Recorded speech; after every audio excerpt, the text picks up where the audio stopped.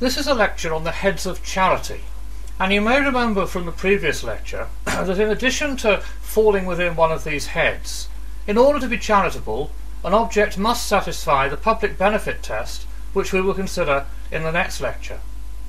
Now, the heads of charity, for our purposes, can be derived, initially at least, from the Pemsel case and are as follows.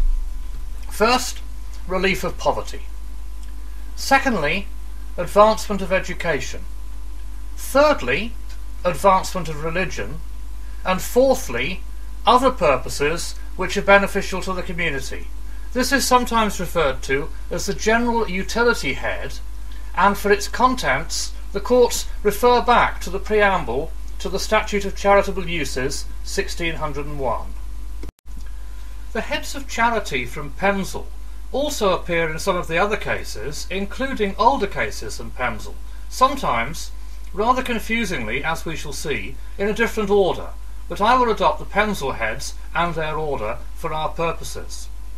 It is no longer possible, however, for us simply to be concerned with the case law, heads of charity. In the 1950s, it became clear that recreational and social purposes were not going to be defined as charity, and this was regarded as too narrow. Consequently, the Recreational Charities Act 1958 was enacted, which effectively provides for a fifth head of charity.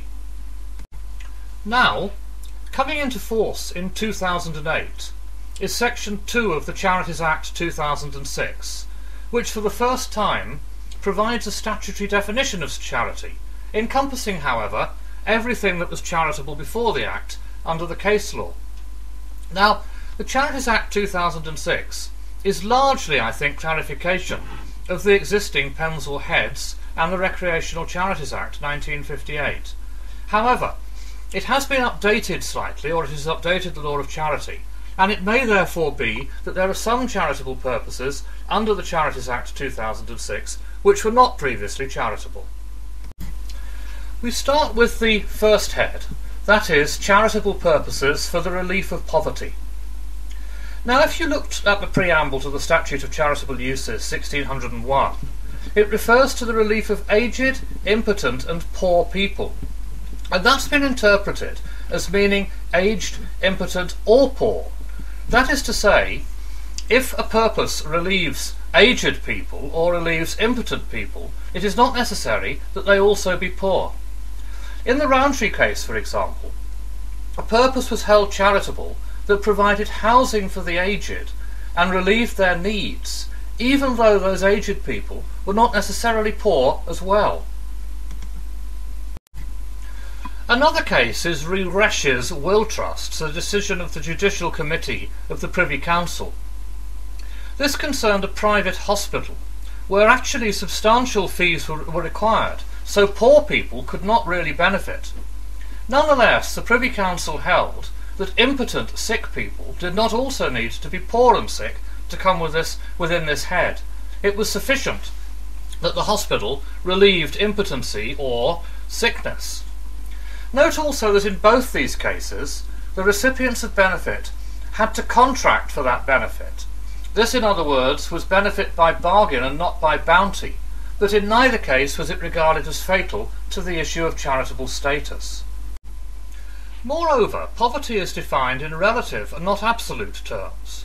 Therefore, somebody who has been quite well off, but is now going short, relief of that person might be regarded, in appropriate circumstances, as for the relief of poverty. For example, in Coulthurst in 1951 Chancery reports, the purposes relieved widows and orphaned children of deceased officers and deceased ex-officers of a bank. Now, these people would not necessarily be poor, just poorer than they might have been when their husbands, fathers and so on had been alive. This was valid as a charity for the relief of poverty.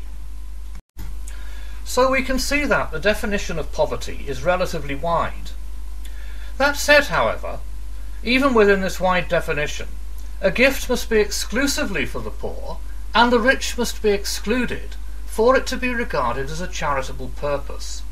We can see this in the decision of Rhys Sanders, a decision of Mr. Justice Harman, the primary issue of which was validity of the purpose, where he held that it was not charitable to provide dwellings for the working classes and their families living within 5 miles of Pembroke Dock.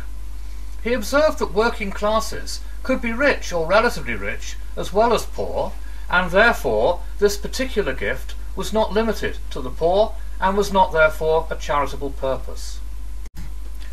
We will see a number of cases involving Mr. Justice Harman, or Lord Justice Harman as he later became, who took a very narrow view of the definition of charity.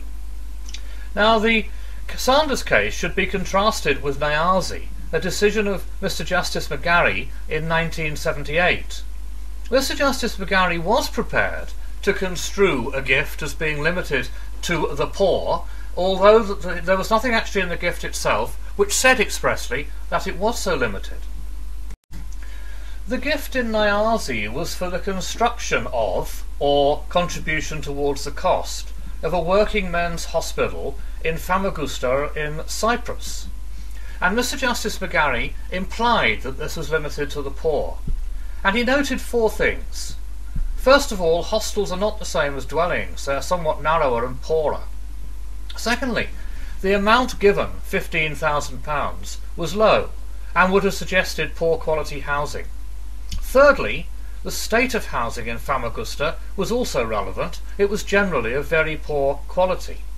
Nonetheless, in spite of this, fourthly, Mr. Justice McGarry thought the case very close to the line.